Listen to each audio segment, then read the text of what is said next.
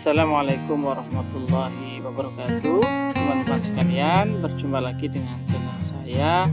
Pada video kali ini saya akan berbagi informasi mengenai dokumen apa saja yang harus disiapkan pada saat asesmen lapangan, baik itu daring maupun luring.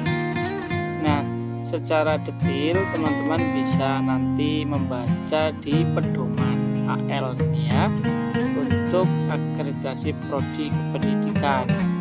Nah, untuk video kali ini saya akan fokus ke dokumen yang harus disediakan oleh BPPS saja. Untuk yang prodi insya Allah akan kita bahas di video berikutnya. Baik teman-teman sekalian, inilah dokumen atau data dukung yang perlu disiapkan dalam AL atau asesmen lapangan untuk BPPS. Yang pertama adalah fotokopi SK pendirian fakultas atau sekolah tinggi, dan Remstra dan Renov. Kemudian ada SK pembentukan tim akreditasi, dokumen mekanisme penyusunan PMTS, di mana di sini ditunjukkan ya daftar hadir yang mana melibatkan gitu ya para pemangku kepentingan baik internal maupun eksternal. Dan juga instrumen hasil survei ya, instrumen dan hasil survei pemahaman PMTS, kemudian juga ada SK penetapan dari PMTS. Nah, untuk yang 2.1 itu adalah dokumen SOP terkait tata pamong, ada dokumen pemilihan pimpinan PS dan PPS, kemudian ada dokumen tentang etika dosen, mahasiswa, pendik, termasuk sistem penghargaan dan sanksi ya, serta pedoman dan prosedur layanan. Ada juga dokumen struktur organisasi yang disiapkan, termasuk uraian tugas dan juga tanggung jawab. Termasuk di dalamnya adalah instrumen penilaian kinerja dosen dan peneliti, ada PKD, ada SKP dan sebagainya. Untuk yang 2.2 ada 3 dokumen. Yang pertama adalah dokumen pendukung kegiatan kerjasama, MOU, MOA, dan bukti pelaksanaannya ya.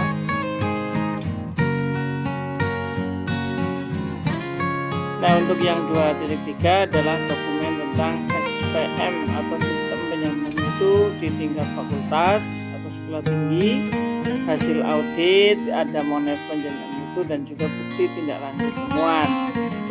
Nah, untuk 3.1 ini dokumen mengenai sistem PMB atau penerimaan mahasiswa baru, mulai kebijakan, kriteria, instrumen, dan sistem pengambilan keputusan.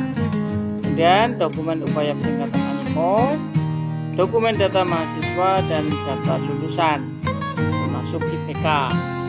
Nah, 3.2 ini adalah dokumen data program layanan dan pembinaan mahasiswa seperti minat bakat, konseling, soft skill, keprofesian, beasiswa, dan kesehatan.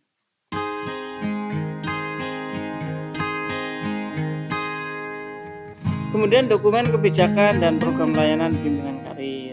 Ada juga informasi kerja untuk mahasiswa dan lulusan, dan juga laporan pelaksanaan kebijakan dan program layanan bimbingan karir dan informasi kerja. Terakhir, dokumen kegiatan tracer study. Untuk 4.1 dan 4.2 itu adalah 5 dokumen yang diminta, yaitu yang pertama dokumen sistem pengelolaan SDM, pedoman tentang rekrutmen sampai pemberhentian ya, baik itu dosen maupun pendidik, termasuk dokumen monef ya, serta rekam jejak dosen dan pendidik. Kemudian dokumen hasil monitoring dan evaluasi dosen dan pendidik, serta dokumen pengembangan kompetensi ya. Nah, berikutnya 4.3 instrumen pengukuran kepuasan dosen dan pendidik ya, terhadap manajemen SDM. Kemudian dokumen pelaksanaan pengukuran kepuasan dosen dan pendidik. Ada juga dokumen tindak lanjut hasil pengukuran kepuasan. Nah, untuk 5.1 dokumen kebijakan tertulis yang mengatur pemerolehan dan penggunaan dana. dokumen monef keuangan dan laporan audit. Auditnya di sini audit keuangan ya. Kemudian yang 5.2 dokumen pengelolaan prasarana dan sarana, daftar prasarana dan sarana pembelajaran serta dokumen pemilikan tanah. Nah, inilah yang harus disiapkan PPS ya pada saat asesmen. Mudah-mudahan video ini bermanfaat. Terima kasih telah menonton. Jangan lupa like, share, komen, dan subscribe. Assalamualaikum warahmatullahi wabarakatuh.